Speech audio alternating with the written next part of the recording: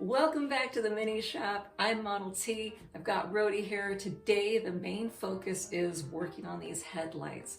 So what I'm going to be doing is I am going to see about changing the gaskets around the light, because based on the little vibration that we're hearing when we drive and when it's idling, we have a feeling that it's really dried out and needs some new stuff.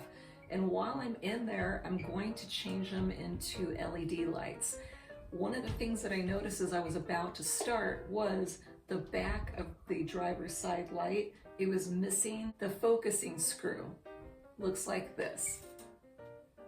It has a flat back. I stole this from the passenger side, so that way I can go to Ace, is where I'm gonna go. Then I'll come back and show you how to take these things apart and replace everything. I'm unstoppable!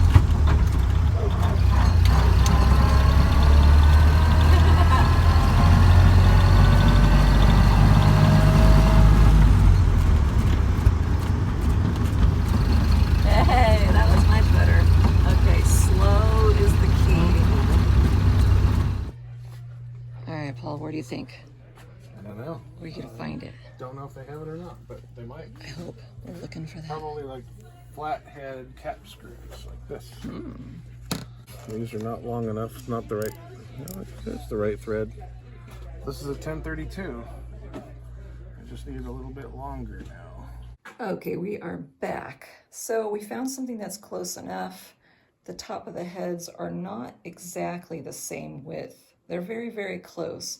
We'll order some of the ones that we need soon and I'll replace it, but for now, this one with the Phillips top will do well enough, I think, to keep it where it belongs. We're going in from the driver's side to the side of the headlight and down at the bottom.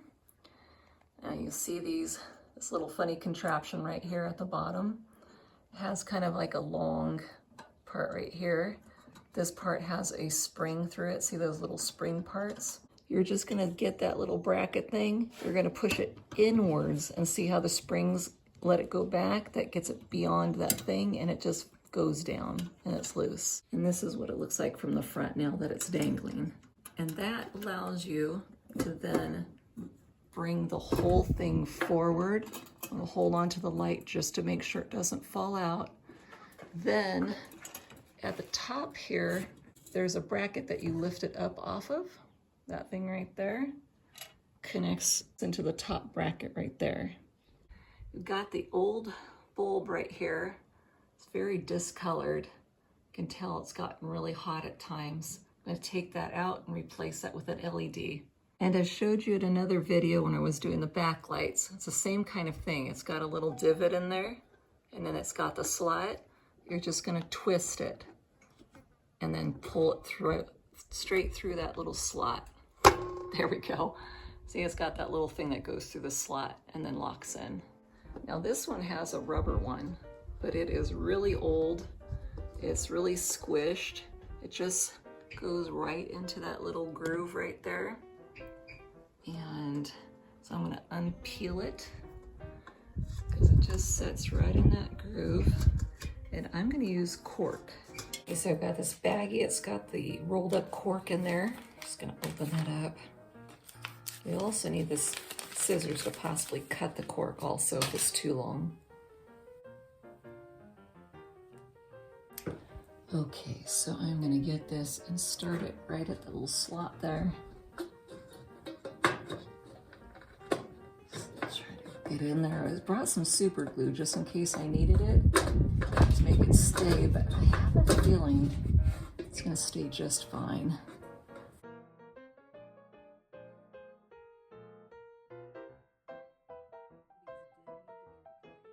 With the excess there. There we go. At the bottom. Very nice. Next, since this is really wobbly, as I was saying, the whole thing is very wobbly. I'm thinking that with that screw being in there, that'll help a lot, but this is gonna be a two-hand job. Because in the back here, got the hole where the screw goes into for focusing. Goes in there, but it just bottoms out. It can't reach the other part. So I'm gonna be reaching in to the bulb part and pressing it inwards to make connection with the screw. I'm pushing in on that thing. I do feel contact with it much better now. It's not just bottoming out any longer. So I'm going to screw that in there. Again, I'm pressing that bulb part just inwards. And now I can feel that the screw is being sucked into it. It is pulling it in from me. So there, now we've got a good attachment. Now for the LED light. Paul marked them all ahead of time. He put a little T for top. I don't know if you can see that. So we know that this is the top and it goes upwards. So it's gonna face in that way. Slides right through that notch and then you turn it. Okay, so now we're gonna take this notch that's up here, line it up with that notch right there. There we go, got a good grip on it. Okay, you're gonna go down there, gonna press that against there. So it's nice and flat all along the whole thing, so it's nice and sealed. Gonna go down here. We're gonna push those downwards onto the springs, slide them up and let it go, and it locks them back into place so that this won't open up again. See, nice and secure. Parking brake, although I don't see, oh there it is. Oh, it's got a little stick in there, okay. Got a little sticky, so I'll have to adjust that. Back to off, low beams, high beams. There's quite a difference. Okay, here goes the wall test. And that's pretty different. Wow, I mean, look at the difference.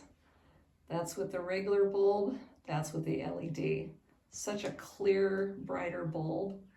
If you want it to look more antique and older, that's the way to go if you don't do a lot of nighttime driving. I mean, they work pretty well, but that will light up the road, show you any animals in the road or anything else that might be out there so you don't run it over.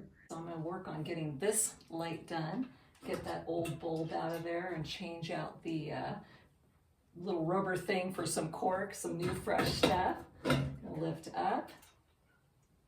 Oh my, well that might be part of the reason on this one. There's nothing. There's no cork or rubber. That explains a lot. And both LED now, and both have cork. So one last thing before we go, I'm gonna take off these lenses now, and I'm gonna show you how to focus in LED lights. Yes, it can be done. Okay, so I've got them on low beams. That's what you want to do. And see how this light seems much wider than the other one.